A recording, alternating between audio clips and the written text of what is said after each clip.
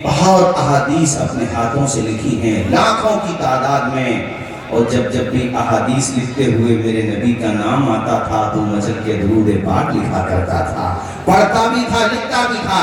یہ ابو زرعہ وہ عظیم محدث ہیں، دیکھو کتنی انہوں نے محنت کی ہوگی، شب و روز انہوں نے علم حاصل کیا، کتابیں پڑھی، مطالعہ کیا، اس کا نتیجہ جانتے ہو کیا نکلا؟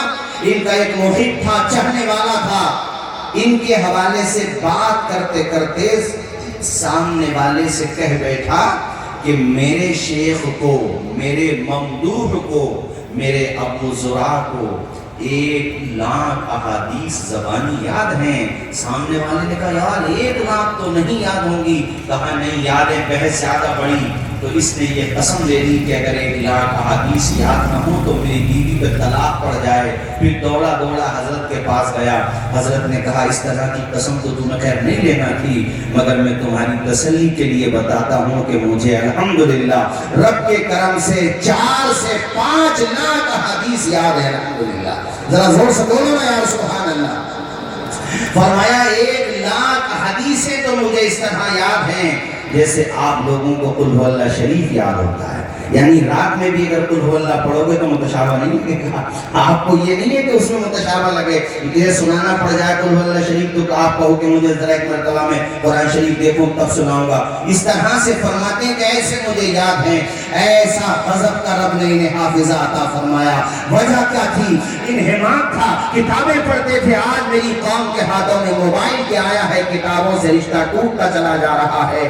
عوام تو عوام، خواص نے لائبریری سے رشتہ اپنا کمزور کر لیا ہے، حالانکہ لائبریری سے رشتہ ہمارا رہے گا تبھی تو ہم اپنی تاریخ سے جڑے ہوئے رہیں گے، کتابوں سے رشتہ رہے گا تبھی تو ہم دنیا کو رہنما خطوط دیں گے، تبھی تو ہم دنیا کی لیڈرشپ سنبھالیں گے۔ ہم نے کتابوں سے رشتہ چھوڑ دیا ہے، آج ہماری حالت یہ ہو گئی ہے کہ مطالعے کے میدان میں بہت کمزور ہو چکے ہیں۔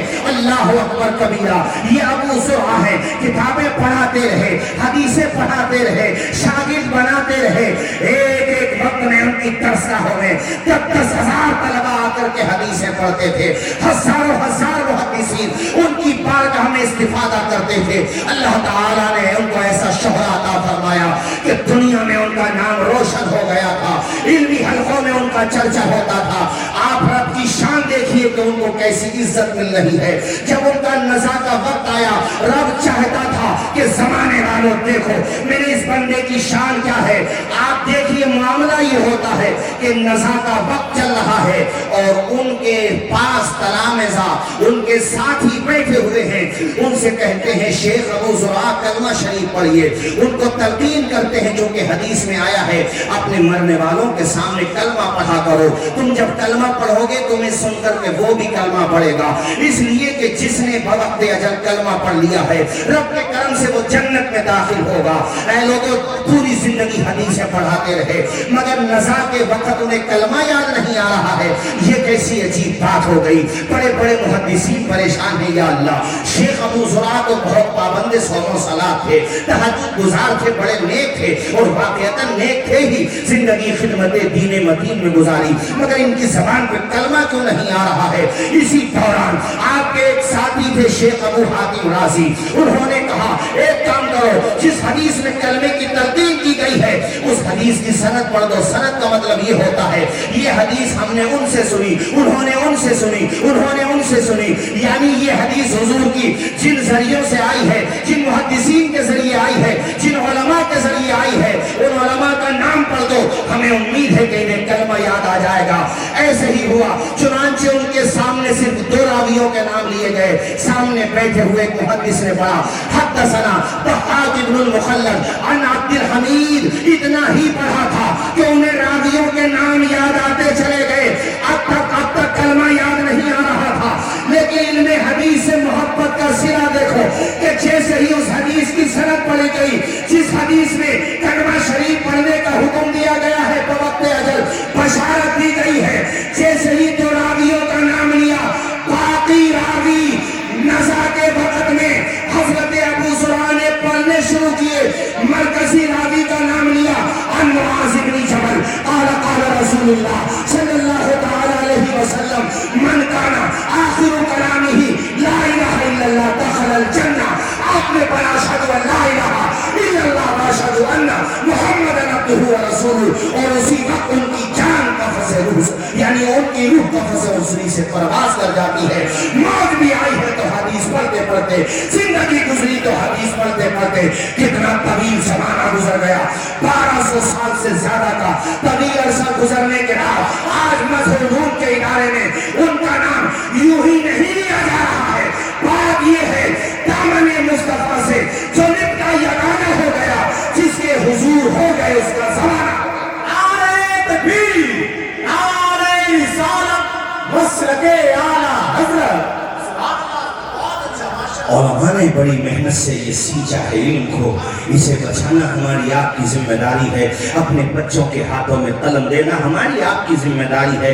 हम कोशिश करेंगे, काविश करेंगे, तो ऐसा नहीं हो सकता है कि आप मेहनत करें तो आपको पानी न मिले, आप गढ़ा खोदें, कोशिश करें तो आपको पानी न मिले, ऐसा नहीं हो सकता। यार जब आपने देखा नहीं है कश्तियां लहरों से टकराती हैं तो किनारे तक पहुंच ही जाती हैं, दाना जब खाक में मिलता है तो गुले गुलजार बन जाता है।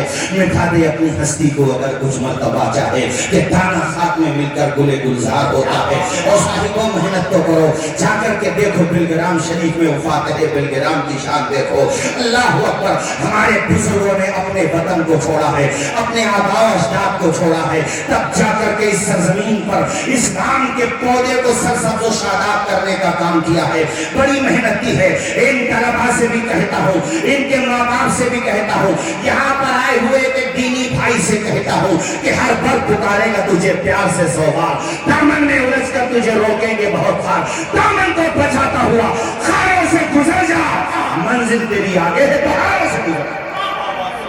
वो क्या माहौल था मुफ्ती नजीब साहिब निकला, अल्लाह अकबर। मैं बता रहा था अपनी माँ और बहनों की डिसिप्लिन देख के, तहजीब और सलीका देख के, सुनने का मिजाज देख के मुझे वो वाकया याद आया था। एक तो मैंने सुना दिया आपको, हफ्सा बिन्ते सिरीन का एक वाकया मुझे और याद आ रहा है। अल्लाह अकबर कबीरा, ये है शेख जमालुद्दीन यूसुफ। ये कोई मामूली नाम नहीं है, इनकी बड़ी अजीम किताबें हैं। हमारे मदारिस में जो सब्जेक्ट्स पढ़ाए जाते हैं, टॉपिक्स पढ़ाए जाते हैं, उनमें सबसे भारी जो सब्जेक्ट होता है उसको फन अस्मा और रिजाल कहते हैं। बड़ा मुश्किल टॉपिक होता, आसान नहीं होता।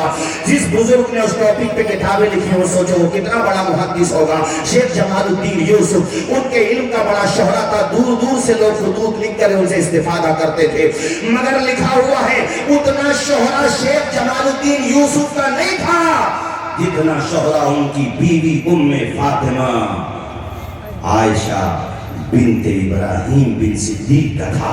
कहते शौहर को भी जब क़िरात के मामला पूछने होते थे मसाइल तो अपनी बीवी से पूछते थे। रब ने दोनों को एक बेटी अता फरमाई थी जिसका नाम था ज़ैनब। उस बेटी को इतना बेहतरीन कारिया बनाया कि उस बेटी की शादी अल्लामा इब्ने कसीर से होती है।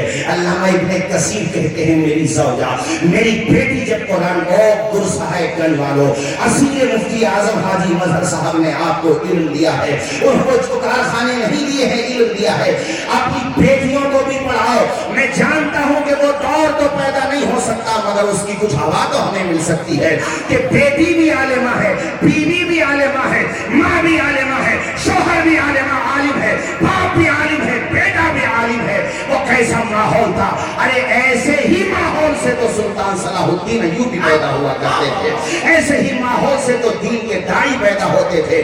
ज़ैनब की शादी अल्लामा इब्ने कसीर से होती है। अल्लामा इब्ने कसीर कहते हैं खुदा की कसम मैंने अपनी बीवी से अच्छा किसी को तिलावत करते हुए नहीं। मेरी बीवी ज़ैनब जब कुरान पढ़ती तो लहने दाऊदी का रंग होता, बड़ी गज़ब की तिलावत होती थी। ये मैंने आपको एक नाम बताया था, फातिमा बिन्ते शेख अलाउद्दीन समरकंदी। शेख अलाउद्दीन समरकंदी सन ये पाँचवीं सदी हिजरी, 6वीं सदी हिजरी। अल्लाह अकबर, इतने बड़े फ़क़ीह थे कि मरजउल फ़ुक़हा थे। इन्होंने किताब लिखी थी जिसका नाम था तुहफ़तुल फ़ुक़हा। उसके मज़मून को समझना आसान काम नहीं था, उसको बड़ी मतलब उलमा के लिए भी आसान नहीं था उनकी किताब को समझना। लेकिन अपनी बेटी को ऐसे सींचा। और यार तुम भी अपने घरों का माहौल ऐसे ही बनाओ, तुम भी अपने घर का माहौल। अभी हजरत जिक्र कर रहे थे ना बलिया साहब जहेज के बारे में, मैं एक बात कहता हूँ, जहेज न दो बेटी को इल्म दे दो। एक चाइनी कहावत है कि मछली न दो मछली पकड़ने का हुनर दे दो। जहेज खत्म हो जाएगा, इल्म रहेगा तो दौलत भी कदमों में आ जाएगा। گی، علم رہنا چاہیے۔ ارے علم وہ دولت